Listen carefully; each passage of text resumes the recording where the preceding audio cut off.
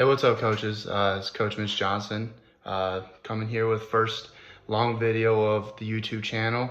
Just excited to kind of talk about Northwood High School and the offense that we run called the PowerRaid. And just a little bit of info about me is I'm the head coach at Northwood. Been here since February. More about our season and everything that we accomplished coming up. But just a little bit about me is, I played high school football for Coach Metzger at Pinecrest High School when he first started building Pinecrest to what it is now. And I was just lucky to build that relationship. He's like a second father than me.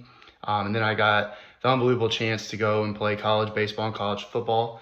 Started off at Greensboro College, where I got to play for legendary Coach Teague when he was an offensive coordinator. Then also had a receiver coach and offensive coordinator once Coach Teague left Coach Baggermy, who was at Eastern Guilford. So I had the luxury of being able to learn the game from those guys. And then I decided to transfer and finish my career up at Eureka College, where I got to play for Coach Barth, who is a D3 legend as a player and as a coach. And so, from these guys, I learned a lot about football, learned a lot about a coach being a man and being a selfless servant. So I'm very proud to say that I'm kind of learning tree or coaching tree from Coach Metzger, because then I went back to Pinecrest from 2013 and 17 as receiver coach, pass game coordinator. We had 3 straight seasons over 10 wins, made it far into the playoffs until we ran into Wake Forest. And so then after those years, I decided that I was going to be a head coach. Applied and ended up at Lake Mead Christian Academy out in Henderson, right outside of Las Vegas. And so there I was in 2017, took over a program that had 1 or 2 wins and about a 5-6 year history. We ended up going 6-3, had top offense in our classification and a top 3 offense in the entire state. From there, I went to Appleton West High School, where I was the head coach for 4 years and also the strength coach. We had one of the best 4-year runs in the entire school's history. Even did it during COVID.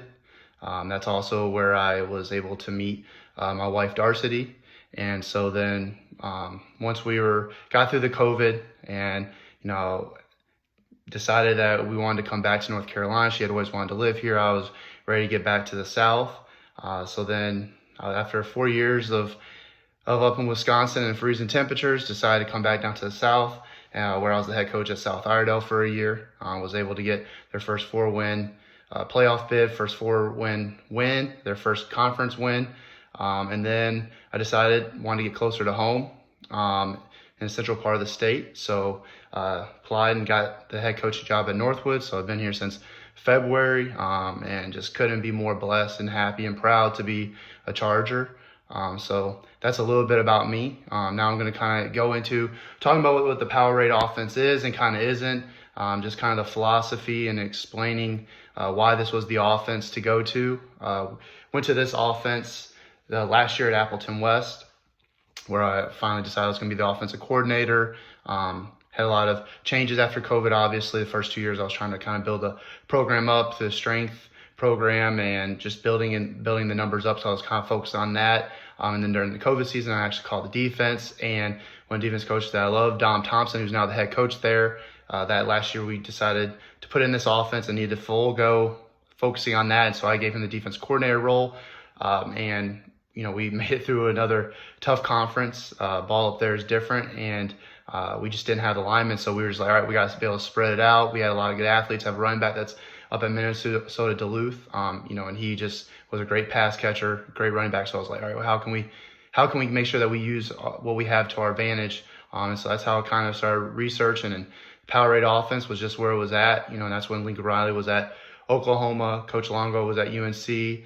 So it was those things of where just trying to figure out like what those pieces look like, and just wanted to do what was best for our guys, so that it gave us the advantage and the chance to win some games. Talking about the PowerRaid offense. So everybody knows what the air raid is. Mike Leach, Hell Mummy, and all those guys running the offense. And for us, we decided, I've always had a pretty good running back. And so I really wanted to use the air raid concepts because I think it's the easiest way to teach some of the concepts. And they've just worked at every level of classification, college, high school, NFL. And so I just how can I mesh it together? And I started just researching it.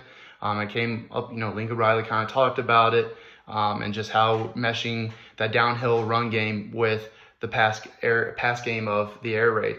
And it's where you get the PowerRaid and just try and be balanced. The air raid, was never about 50% run, 50% pass. It was being able to spread it out to all your athletes and get everybody touches and being very balanced that way.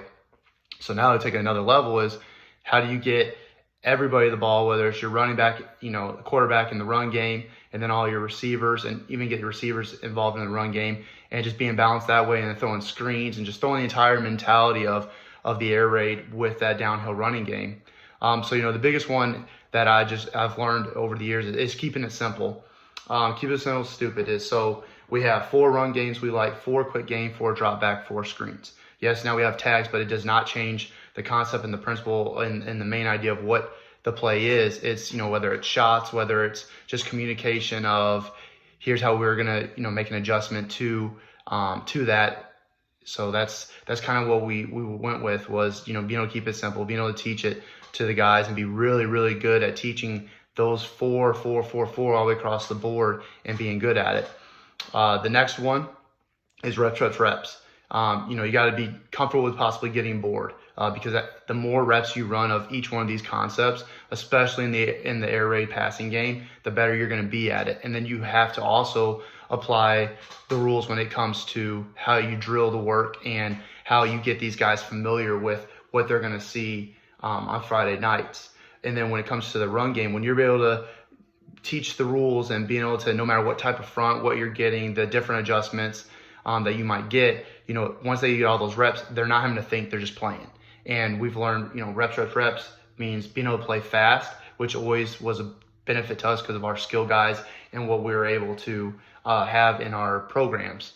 And so I learned it the hard way of, all the air raids are, Monday, the run game, pass game, drop back, screen, and Tuesday, same thing, just different plays.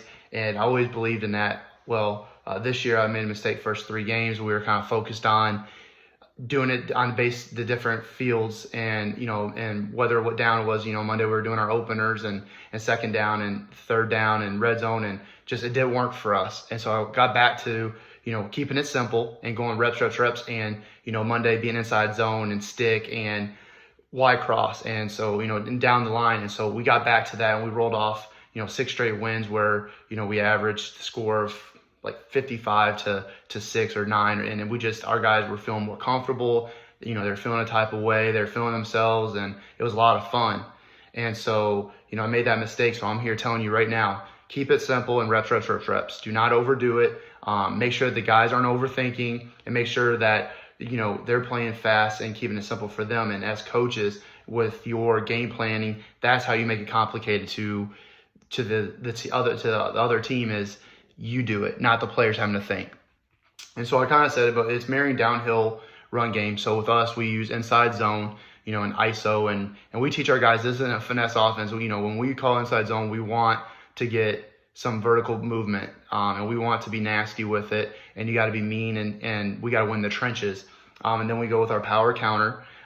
This was the first time I really focused on power and also buck sweep. So this past off season, I spent a lot of time, because I felt very good about the pass game, very good about inside zone and GT counter. And now I finally was going to have at Northwood, Gus Ritchie, a really good H-back, got studied a GH counter and had a quarterback that is just a stud. And so we focused a lot on some quarterback runs, and that's when I decided I had to dive in and really get better at what I was doing and at my craft. And so I studied a lot on power and studied a lot on buck sweep. And then buck sweep ended up being our bread and butter. Just nobody really could stop it. And if they did, we had an answer to it.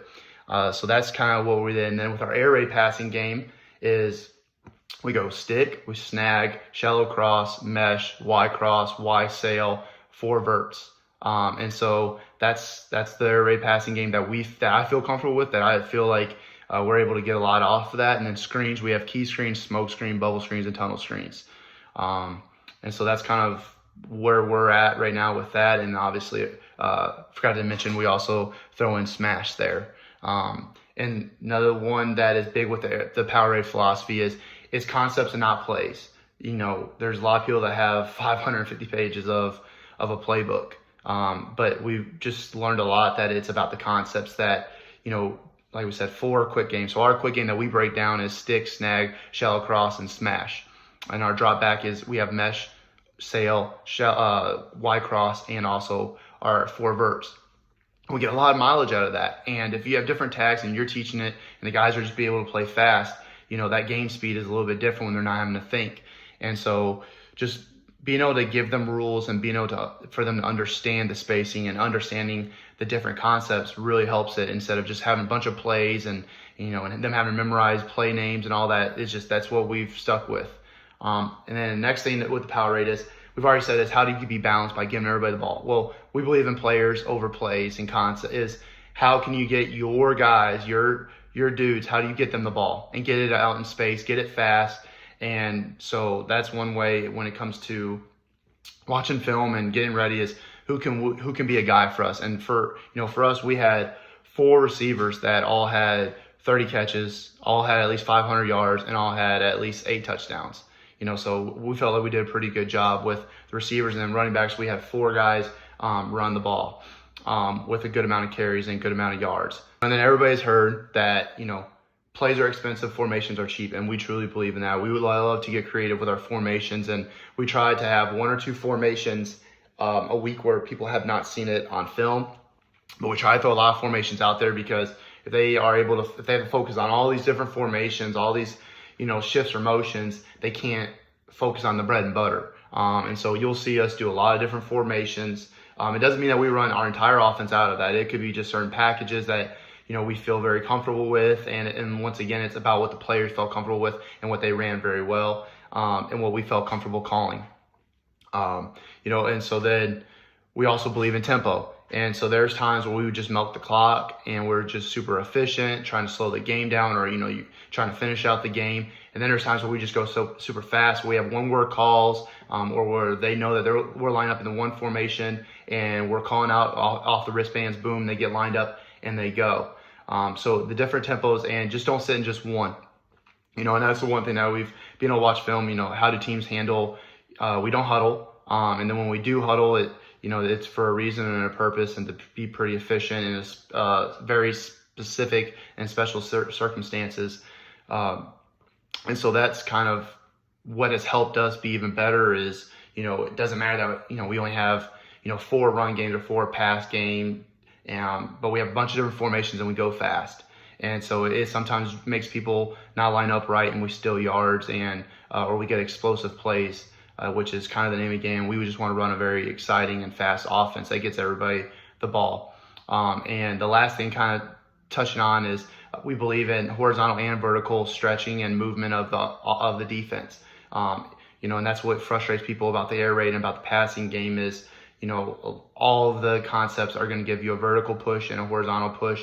And when you're mixing that together, especially at our level and with high school, that's very hard for defenses. And, and defense coordinators will get frustrated, giving up the 3 or 4 yards, and they're going to try and shut it down. And then boom, that's when you hit them over the top. And so one thing I've had to teach myself is not every play has to score a touchdown as much as you would like. And when you have a lot of explosive plays like we did this year, you have to understand that 3.3 yards, and if you're in a 4th down situation, 2.5 yards, and you're going to get a 1st down, and you're going to move, you're going to melt the clock. And at the end of the day, as long as you're scoring more points, then you win the game. So it's something I've had to, being super aggressive and wanting to have that fast-paced, electric offense, I've had to learn that over the years. So what you'll see now is it's our offensive breakdown. We have 550 plays from scrimmage, 280 pass, 270 run. And it's right there with balance, 51% to 49%. And later on in the presentation, I have a pie chart showing all the guys and all the touches, and you'll see how balanced it truly was.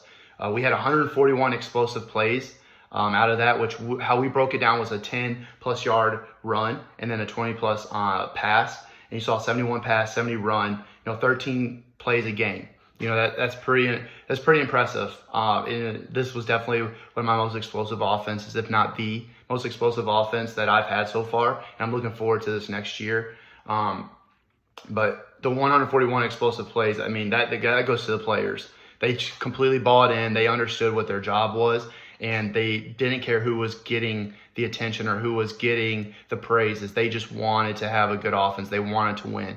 And I forgot to even note about this is, so the previous 4 or 5 years, they've been a power I, wing T type of offense. And so we are instilling, the power run game and the air raid pass. And it was, the first week or two was pretty ugly.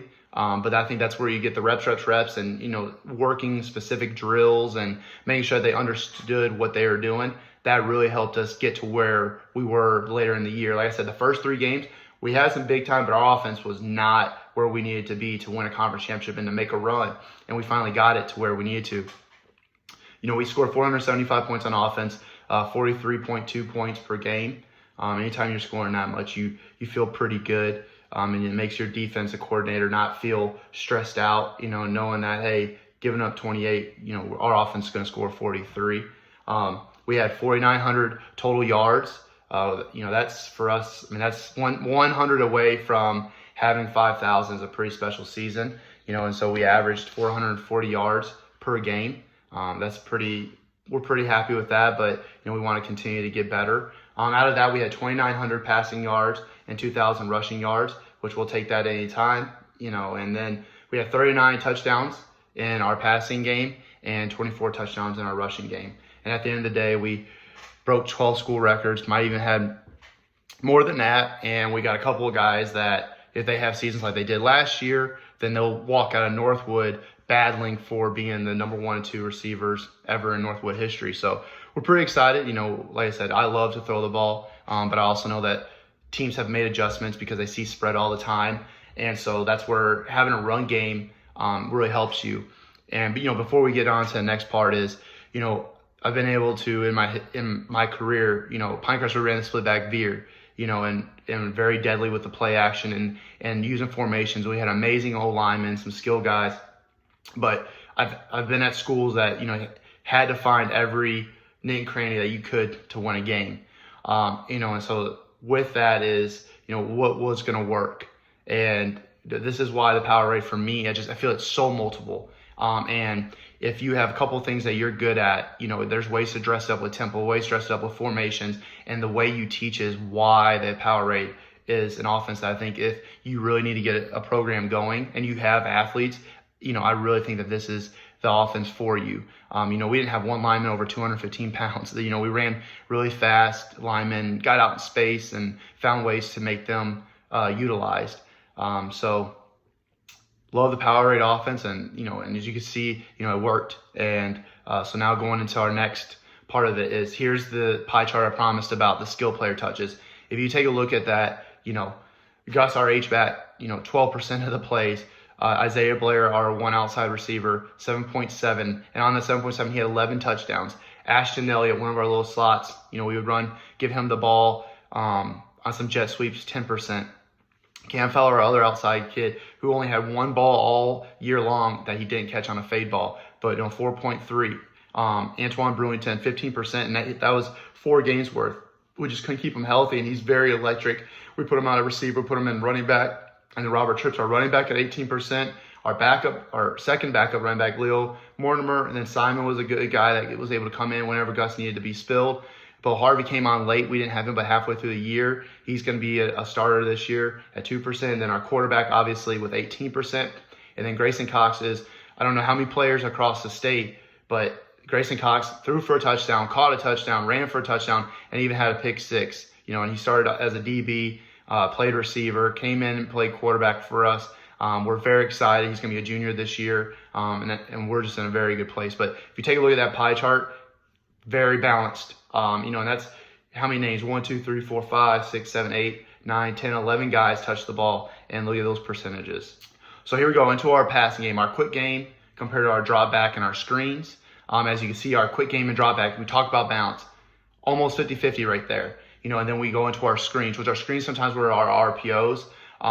But if you take a look, that's a very clear-cut, very good balance right there. And so then when you go into our yardage, though, is our quick game had 950 yards, drop back 1250, and then screen 700.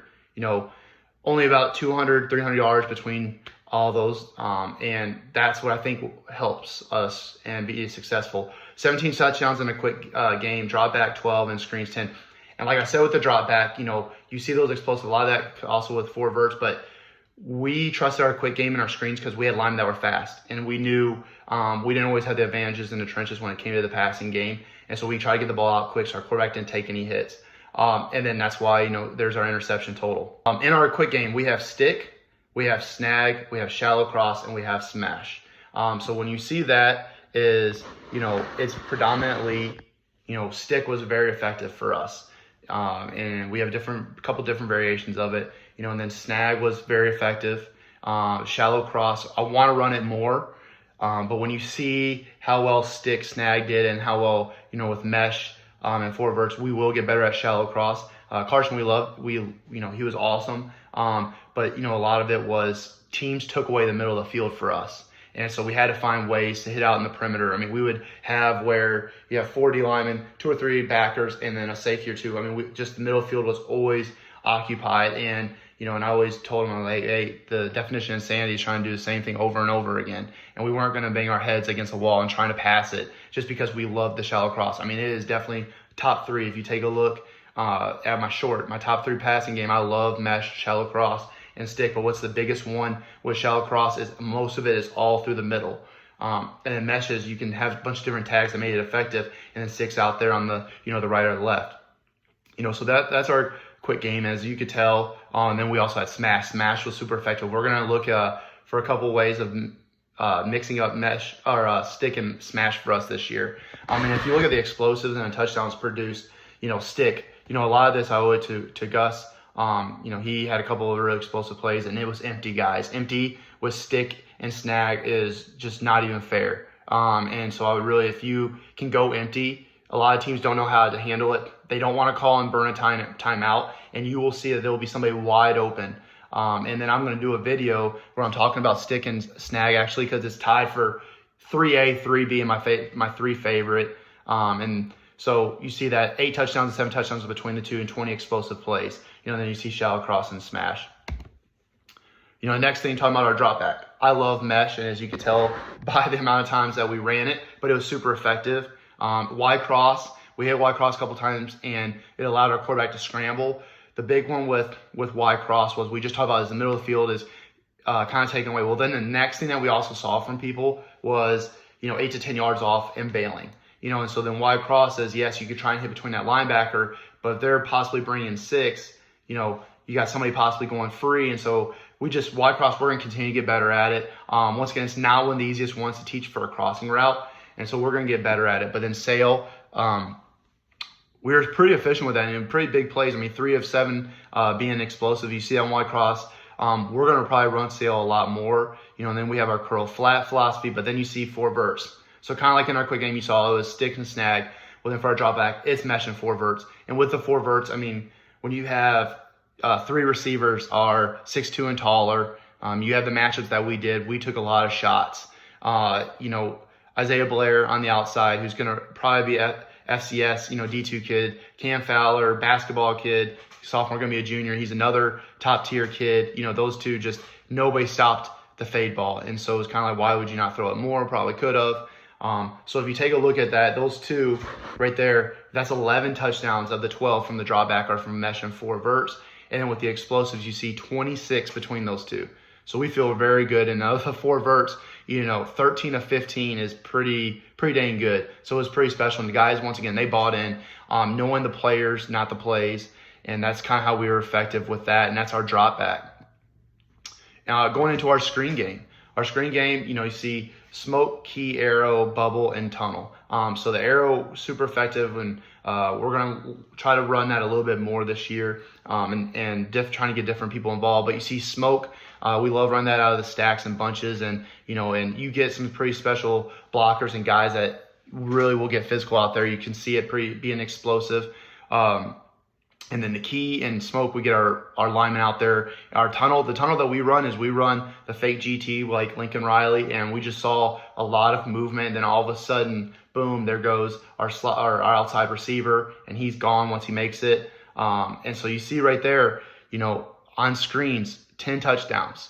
So we were pretty effective with our screen game. It's something I've always loved, is screen game, trying to get the ball out quick, get out in space, and let guys do work. And then kind of going to our last thing for this video is going into our running game. You see we have inside zone, counter, power, and buck sweep. And now I want you to take a look. I loved running inside zone and counter. But if you don't have a lineman, inside zone can get pretty hairy at times, especially if people are loading up. And even if you do the read, it can still get pretty nerve-wracking. But we mix with the inside zone. We also have split, and we also do ISO with that. And so we thought, it was a pretty good year for us with inside zone, but it just wasn't who we were. Like I said, we didn't have the biggest linemen. But then if you take a look, counter was the other one. That's our GT and our GH. And like I said, I loved GT counter. This is my first year really falling in love with GH counter because of being able to have a player like Gus. But then power and buck sweep, something I had never ran, but I'm telling you, that's all I spent all my time studying was power and buck sweep and talking to people about it. And it fit our offense. It fit what we do. And the numbers show. 143 times we ran it. And with those two combined, 38. And power is just that mentality of just get that guard going, having the tight end, H-back, kicking out, having that guard going and just somebody following. It worked for us. And it was, you take a look, we were not worried about with inside zone and power being explosive. If I'm being honest, those two were when we needed a certain yardage and we just said, hey, we're going to nut up and here we go. And this is what we felt good with. And it worked for us, and we're super thankful for the linemen buying into what we were doing. And you take a look and counter and buck sweep. 24 of 70 for explosive plays with counter with 5 touchdowns, and then buck sweep 32 for 80 for 10. It's just when you're going fast, especially with buck sweep, when you're going fast and you can use some window dressing, it does some things for put strain on defenses. And another one of my videos, I talked about how to use the quarterback run game. Well, guess what? We used quarterback ISO on inside zone. We did GH and GT quarterback counter, and we'll do it a bunch of different ways. We'll do some window dressing with a fake jet or using the running back going across, some bash type things. And then power, we'll do the quarterback power, especially out of 10 personnel. And then buck sweep, quarterback buck sweep was probably, if you did what was the most efficient based on explosive and rushes, our quarterback buck sweep is probably undefeated to none. And we loved it, and our players loved it. They even told me, like, Coach, when we knew we were calling it, it was putting the chin straps got a little bit tighter, the gloves got a little bit tighter, and they knew it was time to get down to business. So that was our running game for us.